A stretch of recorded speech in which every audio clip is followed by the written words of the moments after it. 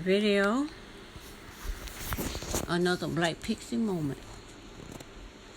In this video, I came across Star is Live, and his title is, that came up on my radar, is ADOS Caller Sets the Record Straight. So I had to click on it, and based on his perspective, I will decide whether I'm going to subscribe to the channel for more information or not. And I don't know if I would, because his title is, Did a Man Take Your Man? So that is not something that I even care to even think about, much less hear about. But anyway, let's start the video of him talking, of this caller talking, setting the record straight, which is what we as ADOS does. That's you, 718, 718. What's up, OG? Hey, is that Black to Death? Yes, sir, and I want to check in. Let's go, big nigga. Take the floor, because I want to be respectful to ADOS and Talib Kweli, This dude's a big nigga.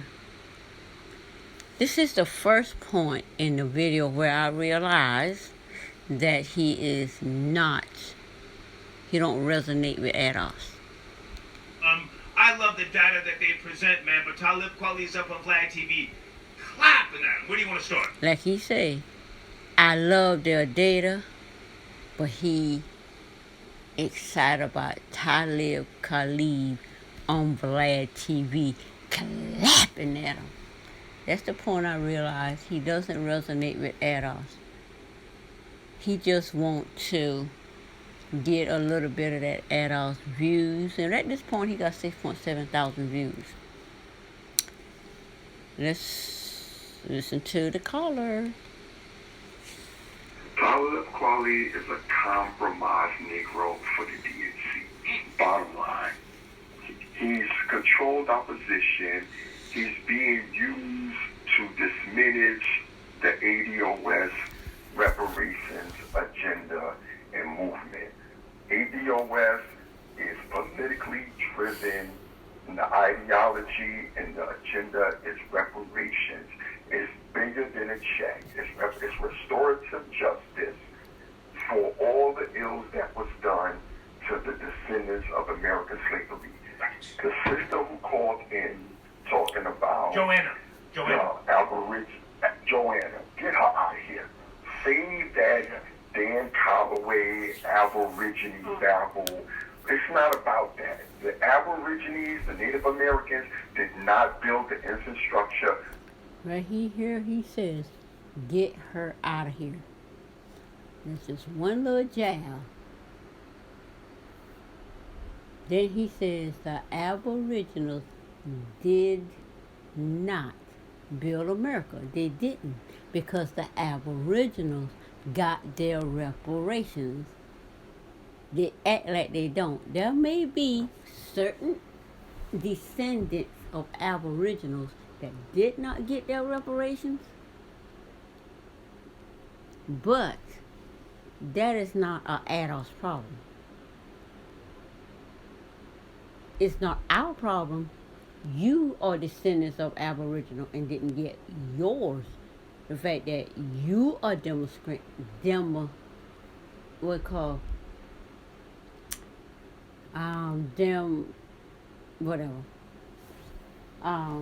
fact that you didn't get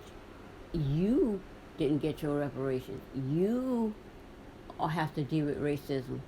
You have to deal with the phantom white supremacists, which is really whiteism. And it's not an ADOS issue. Therefore, why are Aboriginals thinking they can come in and use ADOS as The fact that ADOS is standing up for themselves, they could come in and tell ADOS, oh, we were this too. We were here too. We were there discriminated against too. We were this and we were that. That is not an ADOS problem. That's an Aboriginal problem. ADOS may have some Aboriginals in their lineage, but the ADOS, but the Aboriginals are not the one that came on the slave ships, or are not the ones that came that lived, that was basically totally 100% completely enslaved into slavery, which is where ADOS comes from.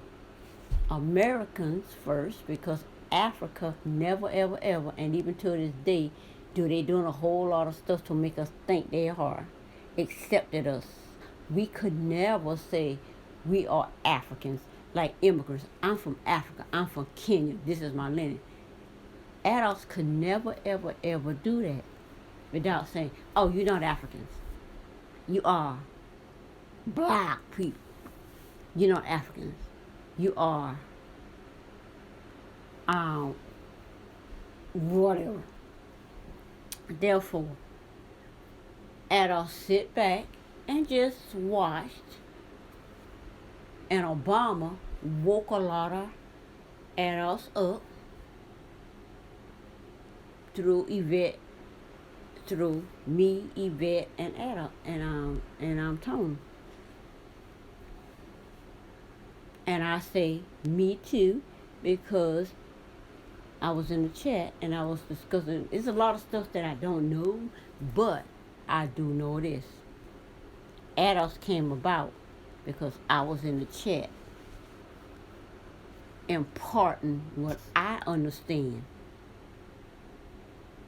And then her and Tone get together. It doesn't matter to me about praise or whatever. None of that. I reckon none of that matters to me. I'm just like pixie all over the place, just imparting my perspective. So let's move on to moral of the adult callers setting the record straight. Of the United States of America. The Aborigines did not go through Jim Crow. The Aborigines did not go through Reconstruction. The Aborigines did not go through redlining. They did not go through the civil rights. They did not go through convict leasing. They did not go through the crack era. They did not go through mass incarceration. They did not go through centuries and decades of subjugation by the United States government, federal, state, and local. That was the American descendants of slaves went through all those atrocities. Just like everybody else in this country who has their own ethnic identity, they got reparations in some form of financial justice, some form of taxation, some form of something. They all received some. Italians on my mother's side got reparations. Go ahead. That's right. Everybody receives something. Now, once ADOS starts to distance themselves from all... Notice he says, Italians on my mother's side got reparations. I didn't know that. All the other ethnic groups, everybody is screaming and crying because Black Americans, foundational Black Americans, Native Black Americans are an exploitive group. Everybody exploits us. They exploit our culture. They exploit our style. They exploit our swag. They exploit our labor. They exploit our identity to make millions and billions of dollars. Now that we take a stand and tell them we're not taking that no more, we're not going to be an exploitive group anymore, everybody wants to scream foul. When we don't say nothing, everything is okay. But as soon as we start to distance ourselves, we don't say nothing when the West Indian have their parade in Brooklyn. We don't say nothing when the Italians have their parade in Columbus Day. They support. What's the Mexicans? Cinco de Mayo. We don't say nothing. We don't say nothing at the Puerto Rican Day parade down in Manhattan. We don't say nothing. Now you notice this ADOS, all of us have talents and gifts based on our background, on our perspective as to the ADOS lineage. And though I'm not aware of all of those lineages that he speaks of, because he lives in New York, so he sees all of this. So like he said, I see all of this. We won't say nothing. But as soon as we separate ourselves and want to stand up for ourselves, oh, it's foul. From the Irish Day Parade, we stand back and we chill and let everybody do them. As soon as we start to come up and speak on our behalf, our lineage, because ADOS is lineage based. We're not an organization. We're not a group. There's no membership fees. There's no membership dues. We are lineage based.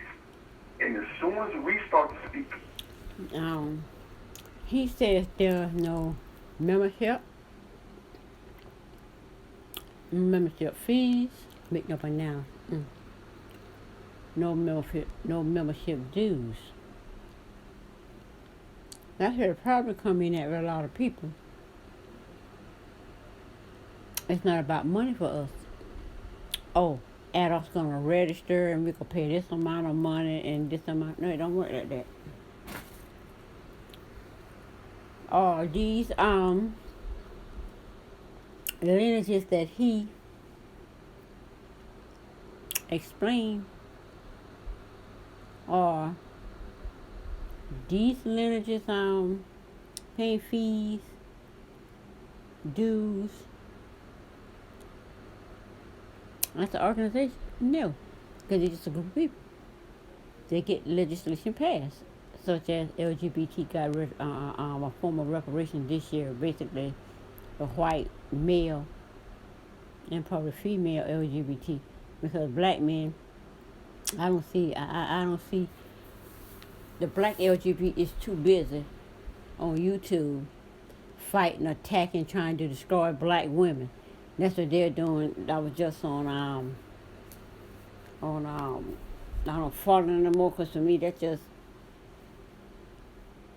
I don't see the use for it. I think Properly Bonafide, how she was talking about how she defended this girl that was just totally dragged by LGBT, and everybody thought it was funny until she went and got a male cousin. She wrong. Oh, she this. Oh, she that. So black male LGBT, female, and those that support them are not a protected group of people. Only the white male, female LGBTQ. They got that reparation. Because if the black was getting reparations, they wouldn't be on here fighting against attacking black women and coming together as a swarm of locusts to destroy heterosexual straight black women that identify as black women, period, and not as a cis or whatever they call it. I don't know. But anyway, let's see what more the ADOS collar has to say to set the record straight. For our lineage, our historical atrocities, everybody is screaming foul. And we're not having that no more, Star. I mean, that's just the bottom line. Yeah. Now, hang on a second. If I can also just add this to the equation, Martin Luther King's life was cut short, and a lot of people try and take shots at him and dump on him. I'm not one of those people, because during that particular time, it would have been hard to just rise up and fight and literally fight an uphill battle. It would have been like fighting an army with a handgun. So I respect a lot of things that he did, and also with regards to his books that I read when I was younger, Threshold of a New Decade, if I remember correctly, I forget. His life was cut short. So there were other things that he could have done that he was starting to do, and I think he gets a bad shake on, reparations and other things. What do you want to say about that? MLK definitely gets a bad shape on reparations, and MLK was 100% ADOS. And Martin Luther King, in his latter years, he started to realize that advocating for marginalized, disenfranchised groups that were non-ADOS, he realized that was a mistake. Exactly. As long as he was advocating for ADOS, black people, the Negroes, those descendants of slavery, those enslaved, they went through Jim Crow, going through Jim Crow at the time. As long as he was advocating for them, it was good. Because, basically, it wasn't going anywhere. As long as you stay inside that bubble, it wasn't going anywhere. But he noticed the other America that his daughter spoke about. I think he was talking, she would be interviewed, where there are poor white people, this and this and that. When he started talking about that, all of a sudden, no, you cannot bring poor white people that is in the same discriminatory, low situation that you're in, and then y'all come together and then you awaken and realize this situation. Damn, I'm just like these people over here. I'm wild. Like, the boy in the neighborhood said, I'm a wild boy. I'm like, this boy literally sitting, laying in the street, yelling, I'm a wild boy. Because our house was the bus stop for the last 30 years, since before we ever come here. And he didn't want to come to our lane to catch the bus, but he went to bus to stop at his lane, and my son walked right there with him. But because the bus couldn't do that, he's sitting in the middle of the street mad. My thing is, they come together and wake up. We're all in the same boat. Like he said, that's what got him taken out. Beginning with the Montgomery boycott and everything, he was 100% grassroots. Yeah, Threshold Avenue decade. Hang on a second. 5 volumes. My mother made me read half those goddamn volumes. You ever read those? Threshold Avenue decade? No. What do you say? Right here is another point where I realized non-ADOS people throwing that shade that has been, should be in a dictionary by now, because that came about through Real Housewives of Atlanta, Nene and on down. Black people don't read. The fact that you are not ADOS, your mom is white, demanding that you read this book, is not a positive or one-up on ADOS because you read the book and he didn't. And you can see by the collar, he has no shame for not reading those books because we don't have to read the book. We lived it. We still living it. So why in the world we need to read a book about something about our experience?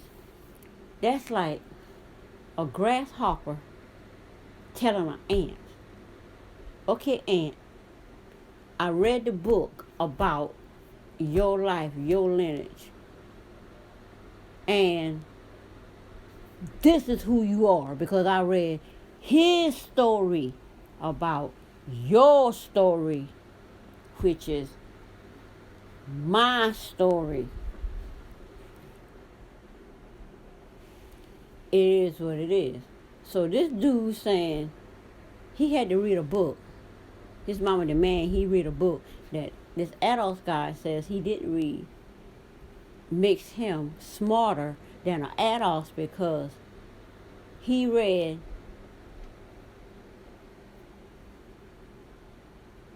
whiteism history that says what my story ADOS beginning to present is. And therefore whatever ADOS says my story is, they're uneducated, they don't know what they're talking about. But ADOS is standing up. This is my story. Not only did my ancestors, my parents lived it, experienced it, I'm still living it. Okay? Anyway, let's see what more he has to say. I haven't read that. Required reading in my house. My Okay. white mama made me sit down and she said, read this. You know, you can go out and play with the fucking GI. My white mama said, read this. So your mama never experienced ADOS. But she went to school, and her education was based on these history books. And a child of hers, you are mandatory to read these history books. Therefore, you are better than the adults telling my story. Okay, moving on. Joe's later. Read this. Go ahead. And that's fine, and I understand. I did. think Martin Luther King gets a bad rap, Sorry. and they love to promote Martin Luther King from the passive side of turning up the cheek, the sit-ins, and the forgiving your enemy. But when Martin Luther King was talking about we going to get that check, we coming to Washington to get this money, you never hear them advocate and promote that part of Martin Luther King. When Martin Luther King talked about one of the biggest mistakes he made when he told Harry Belafonte that I led my people into a burning house. Hang on a second, Ronnie. Did you say something? Boss, Ronnie, where are you? What did you say, Ronnie? Notice right here, when he goes to say Martin Luther King told Harry Belafonte, I led my people into a burning house, he immediately cut him off and want the girl or whoever to speak on it.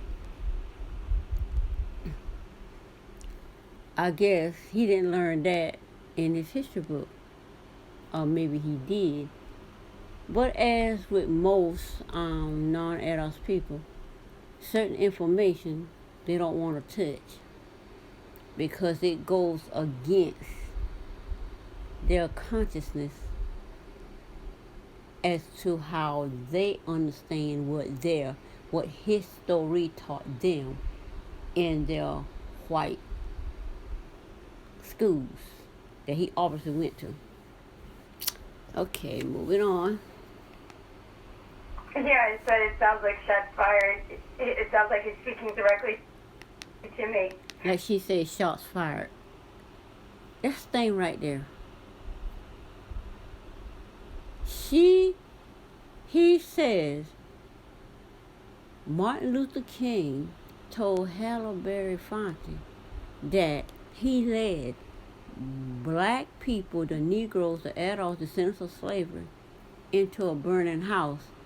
All of a sudden, he fired shots at her. I don't even see how that even correlates in the slightest. No, Ronnie, I'm not speaking to you. I heard you the other day talking about MLK. I don't have no problem. You said what you said. You had your stance on MLK. That's fine. I think for a long time, we all felt the way about some of the things and some of the methods that MLK took in his approach to advocating for all the other marginalized and oppressed groups. That was just the Christian, nature in him. So what he said here, as a Christian, Martin Luther King considered all people, even the other, discriminated against marginalized people, which are what I understand to be the peasants that was sent here from Great Britain to fight to be in competition with the descendants of slavery after they were freed from slavery. So now they were just as poor as descendants of slavery. You sit back and just watch how they figure this out. Martin Luther King just saw that. They were like, you're supposed to be advocating for descendants of slaves, not the peasants that came here as immigrants with an E, with no ties to their homeland where they come from, in comparison to the immigrants that's coming here now since the 60s and having full ties to their country where they come from, such as Mexico, South America, Guatemala, Africa, Asia, China, Europe, Antarctica, etc., etc. So,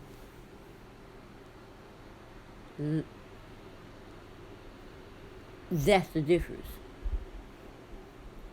And that is the point that got Martin Luther King in trouble.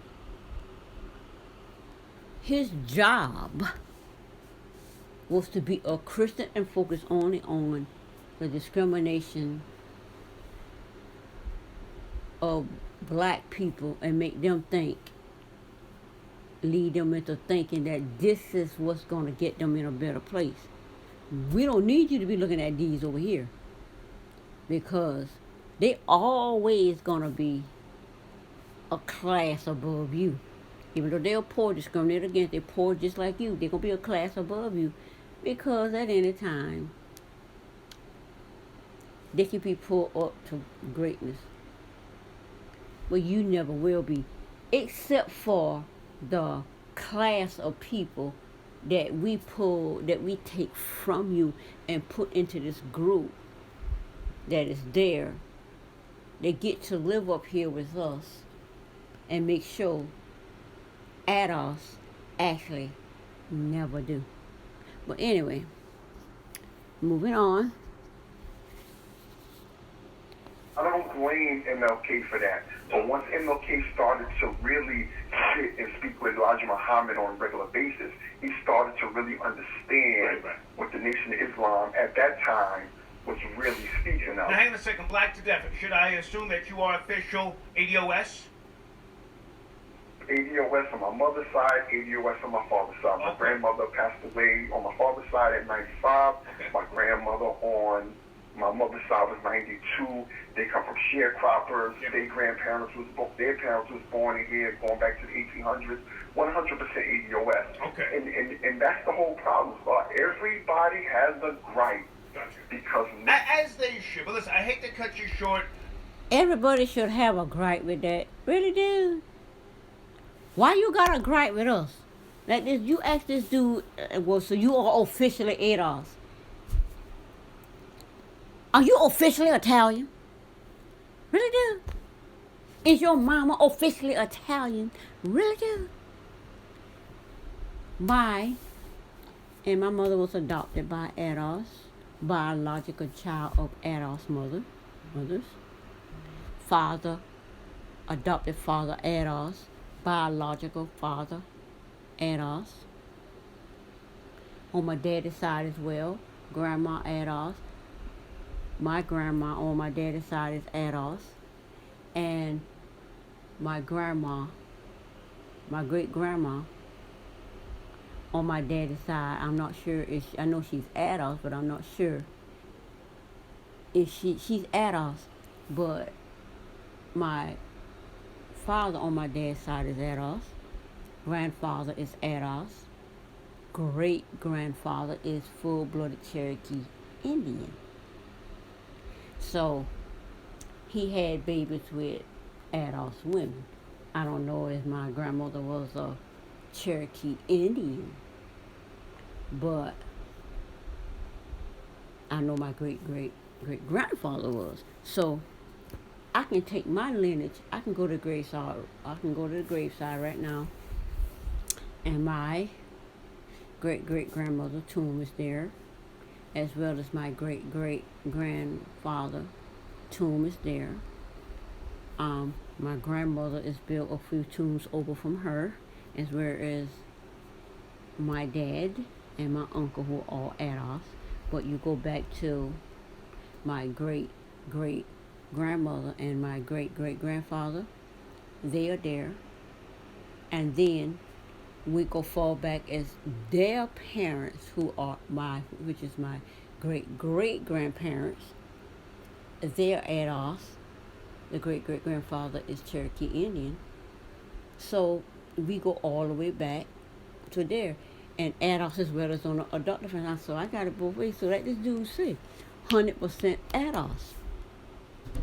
And he gonna say these people actually have a right to take issue with us as 100% ADOS. Let's see what reasoning he have to say that. I want to take some other calls. I thank you for your support. And just listen on some bullshit. On some bullshit. Did you lose your man to another man? Ever? I'm married, OG. I don't get down like that. Okay. Thank you, man. Thank you. I salute you. Thank you. That's what this show is all about. Did you lose your man to another man? So that makes me wonder, is he gay? And if he is, I don't have a problem with it. But either way it go, his mama got her reparations, and if he's gay, his white counterparts got their reparations. He's good. That's why he's smiling so hyper. Just trying to get a little bit of clout off the ADOS. I say ADOS get out there to speak, and I think that's a good thing, how you come on and let us speak and, as he says, set the record straight. But it's just for you to come out there and just let us speak.